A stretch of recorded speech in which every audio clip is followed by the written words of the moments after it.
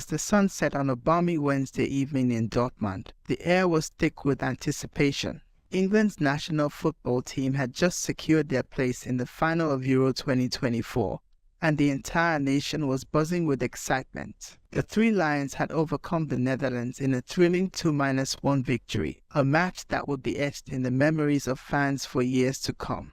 The game itself was a roller coaster of emotions. England fell behind early, conceding a goal that momentarily silenced the travelling supporters. But as they've done so many times before, the team rallied.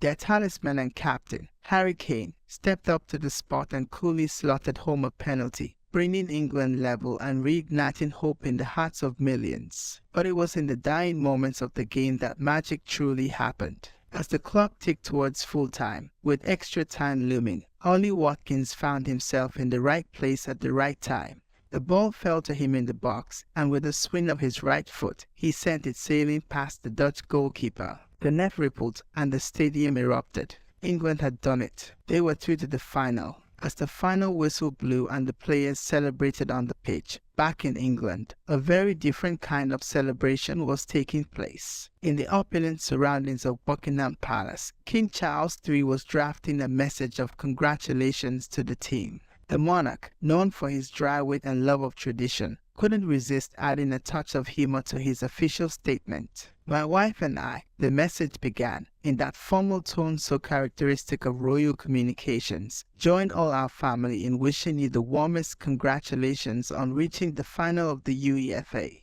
European Championship and in sending our very best wishes for Sunday's match." But then, the king's playful side emerged. He urged the team to consider the nation's collective health, suggesting they secure victory before any last-minute drama. "If I may encourage you to secure victory before the need for any last-minute wonder goals or another penalties drama, I am sure the stresses on the nation's collective heart rate and blood pressure would be greatly alleviated." It was a sentiment that resonated with fans across the country. After all, England's journey to the final had been anything but straightforward. There was the nail-biting equalizer against Slovakia in the second round, the heart-stopping penalty shootout victory over Switzerland in the quarters, and now Watkins' last gasp winner in the semis. The King's words captured perfectly the mixture of joy and anxiety that comes with supporting England. Meanwhile, at Kensington Palace, Prince William was experiencing the win in his own unique way. As president of the Football Association, his role was official, but his reaction was purely that of a fan. The prince, a well-known supporter of Aston Villa, was particularly thrilled by Watkins' goal. His social media post, short and sweet, summed up the feelings of millions. "What a beauty, Ollie. Congratulations, England. #EURO 2024 finalists." The prince's enthusiasm was infectious. It offered a glimpse into a more relaxed side of the future king, a side that the public rarely gets to see. His genuine excitement and pride in the team's achievement resonated with fans across the country, bridging the gap between royalty and the everyday supporter. As news of England's victory spread, the nation began to dream. Could this be the year that football finally comes home? It had been 58 years since England's last major tournament victory, the 1966 World Cup win on home soil. Since then, there had been near misses and heartbreaks aplenty. But this team, under the steady guidance of manager Gareth Southgate, felt different. The excitement wasn't confined to the shores of England. In Washington, D.C., where he was attending a NATO summit, Prime Minister Sir Keir Starmer managed to catch some of the semi-final. As soon as the final whistle blew, he announced his intention to travel to Berlin for the final. "What a game at England and what a winner. Berlin, here we come," he posted, the formality of his office momentarily forgotten in the thrill of victory. Even the President of the United States got caught up in the excitement. During a meeting in the Oval Office, he playfully asked Starmer if football was coming home.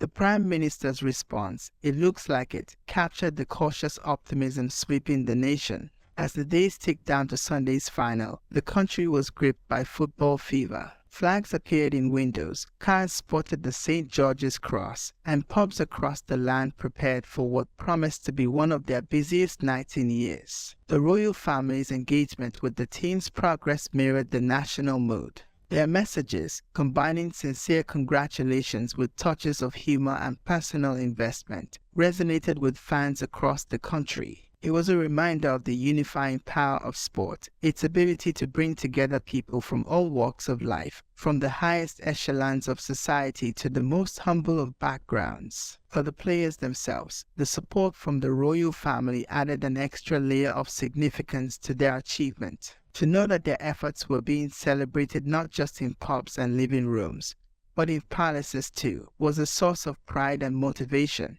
As Sunday approached, the nation held its breath. Spain, England's opponents in the final, were a formidable team with a rich footballing heritage of their own. The match promised to be a clash of titans, a fitting finale to what had been an extraordinary tournament. In Berlin's Olympia Stadium, the stage was set. As the teams walked out onto the pitch, led by their respective captains, the roar from the crowd was deafening. The English section of the stadium was a sea of white and red, flags waving, voices raised in song.